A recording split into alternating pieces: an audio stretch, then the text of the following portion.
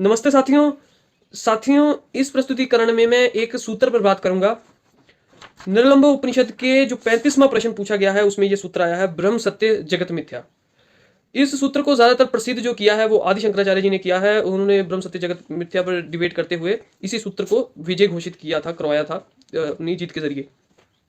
अब इस मॉडर्न युग में जो अब का वर्तमान समय चला हुआ है, अब के वर्तमान समय में ब्रह्म सत्य जगत मिथ्या की क्या मायने हैं, किस तरह से समझा जाए, उस पर बात करेंगे। क्या सूत्र है ये जो ये निर्लंबोपनिषद है, इसी को डिफाइन करता हुआ सूत्र है। इससे जो ये जो 35वां प्रश्न इसमें है निर्लंबोपनिषद के, इससे पहले भी कुछ बातें हुई हैं जिससे ब्रह्म सत्य जगत मिथ्या का पता लगता है कि ये सूत्र क्या है, और इसके बाद भी, इस मंत्र के बाद भी कुछ बातें हुई हैं जिससे ब्रह्म सत्य जगत मिथ्या के बारे में पता लगता है। उस पर भी बात करेंगे, निर्लंबोपनिषद पर भी बात होगी, तभी ब्रह्म सत्य जगत मिथ्या को हम सही तरीके से समझ पाएंगे।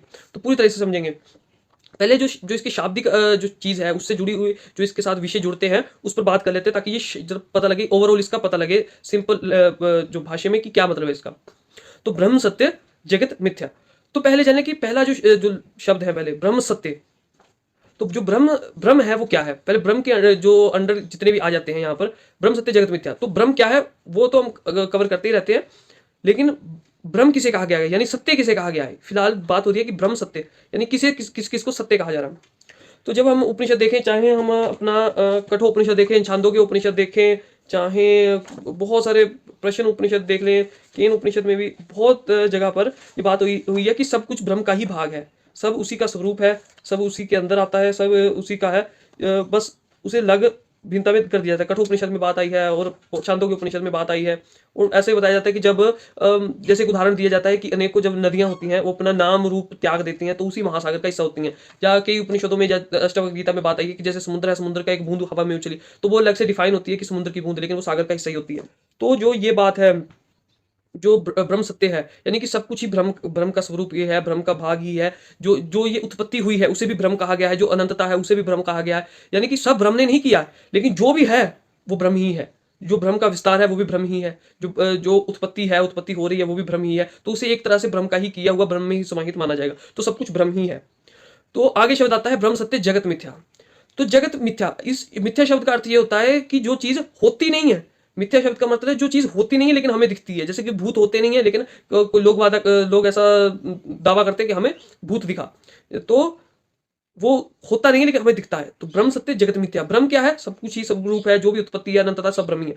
लेकिन जगत मिथ्या, पहले हमें ये जैसे हम बोलेंगे कि जगत मिथ्या, तो बात आएगी कि क्या मतलब, कि ये जो जगत है ये है नहीं लेकिन हमें दिख रहा है। तो इससे तो बहुत सारी अन्य विषय उत्पत्ति हो जाएंगे और उसमें बात फंसेगी।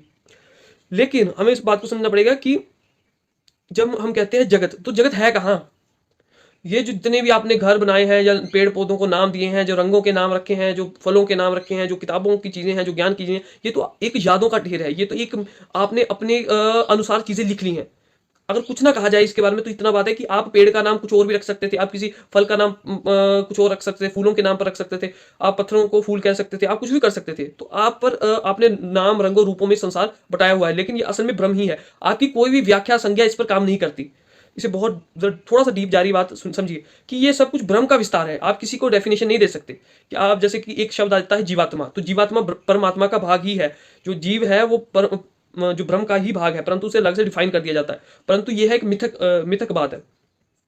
इसे और भी डिटेल में समझेंगे, लेकिन पहले एक फुल्ली स्टेटमेंट आप ये समझ लीजिए कि ये सब भ्रम का ही विस्तार है, जिसे हम माया में यादों के और अपनी इंद्रियों और उसके ज्ञान और यादों के ज्ञान के अनुसार संज्ञा दे देते हैं, परंतु वो संज्ञा सत्य सत्य नहीं है। सब भ्रम का विस्तार है, इसलिए ब्रह्म सत्य है और जगत का जो विचार है वो मिथ्या है। अब आप इसे समझिए कि मान लीजिए, अब उदाहरण के लिए उदाहरण ले लेते हैं, समझने के लिए आसानी होगी। जैसे कि एक फूल है, तो हम बोले फूल सुंदर है। फूल तो सुंदर होता नहीं है, वो तो भ्रम का विस्तार है, वो तो अस्तित्व है। उसको सुंदर लग किसे रहा है? सुंदर लग रहा है आपको। तो आपके अंदर इंद्रियों ने उसे सुंदरता दिया, तो असल में वो सुंदर था नहीं, लेकिन आप मिथ्या रूप में उसे सुंदर कह दिया। वैसे आप संसार को व्याख्या दे देते हैं कि ये जगत है, परंतु ये जगत नहीं है, ये भ्रम का विस्तार है सारा कुछ। तो वैसे ही जो फूल है वो सुंदर नहीं है, आपको सुंदर लग रहा है, आपने मिथक रूप में, माया रूप में उसे सुंदर बोल दिया।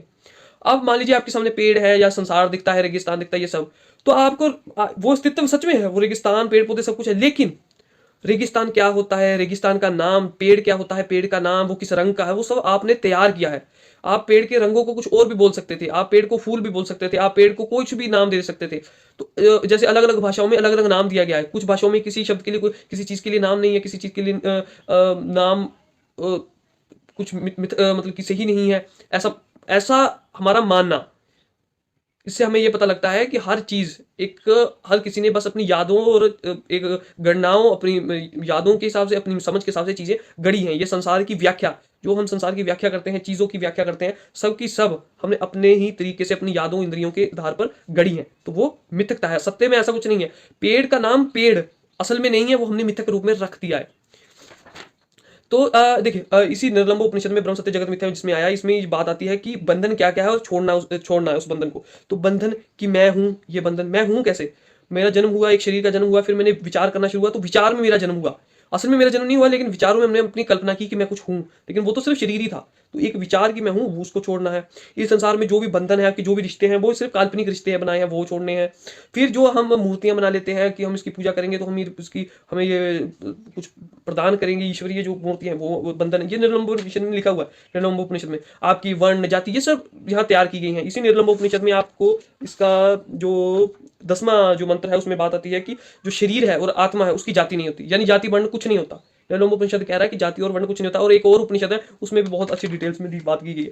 इसी में निर्लोम उपनिषद में क्या बंधन है, यज्ञ, व्रत, तप, दान की विधियां, ये सब बंधन है, ये संसारिक चीजें हैं, मिथक लोगों ने तैयार की हैं। मोक्ष की धारणा, जैसे कि सब कुछ ब्रह्म ही है, तो आपको मोक्ष की क्या जरूरत है, तो वो भी बंधन है, उसे भी त्यागो। तो इसमें बहुत सारी चीजें बताई गई हैं कि नित्य नित्य जो वस्तुएं हैं, यानी कि ब्रह्म का विचार है, चाहे संसार की भी चीजें हैं, सुख दुख, इनका जो इनसे जुड़ाव जब आप खत्म कर देते हैं, नष्ट कर देते हैं, तो आपको मोक्ष की प्राप्ति हो जाती है। और अब प्राप्ति हुई ही है, वही मोक्ष कहलाता है। ठीक है, तो भक्ति किसकी करनी चाहिए? गुरु की भक्ति करनी चाहिए। और बाकी इस ब्रह्म के प्रति एक एक प्रेम भाव, एक ज्ञान भाव रखना चाहिए। उसके बारे में अनेकों बातें हो सकती हैं। इसी उपनिषद में आगे जो ब्रह्म सत्य जगत मिथ्या के आगे बात आई है कि बुद्धि और इंद्रिय द्वारा ये जगत को सत्यता मानना, इसको अग्रहण करना चाहिए, छोड़ देना चाहिए। तो ये इसमें मुख्यतः बातें आती हैं।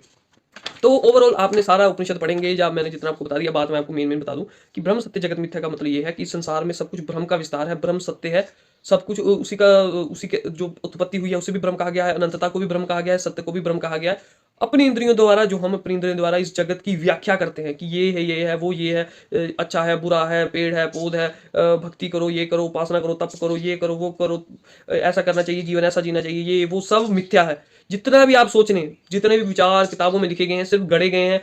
जो जैसा हम जीवन यापन करते हैं, मिथक जीवन यापन को मिथक विचारों से बुना गया है, बताया गया है, समझाया गया है। तो सिर्फ एक ही सत्य आपके सामने आएगा।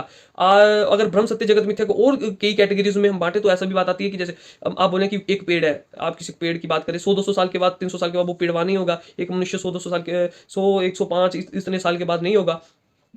तो चीजें इस संसार में असत्य भी हो जाती हैं। तो ब्रह्म के रिलेटेड और भी इसकी व्याख्याएं हो सकती हैं, लेकिन जो सबसे उच्च जो इसकी व्याख्या है ब्रह्म सत्य जगत मिथ्या की, वो यही है कि जो सब कुछ ब्रह्म का विस्तार है, और जो हम व्याख्या करते हैं, हमारी व्याख्या केवल एक काल्पनिक है। हम एक स्वप्न की तरह, हम पूरी तरह एक सपने में हैं। जैसे कि सपने में कोई चलने लगता है, तो वो तो सपना देख रहा होता है, लेकिन सपने में चल पड़ा कहीं को, तो वो हम मानेंगे कि वो झूठ है, मिथ्या है, कि सपने में कुछ चीज सोची या सपने में चल रहा है, तो ये मिथ्या है। लेकिन जो हम जागृत अवस्था में होते हैं, तो हम कुछ करते हैं, तो हमें चीजें हिलती हुई दिखती हैं, विचार सुनाई देते हैं, विचार सोच पाते हैं हम, तो हमें लगता है कि सत्य में घटित हो रही है, परंतु आप अब भी एक कल्पना ही कर रहे हैं, एक स्वप्न की तरह ही देख रहे हैं।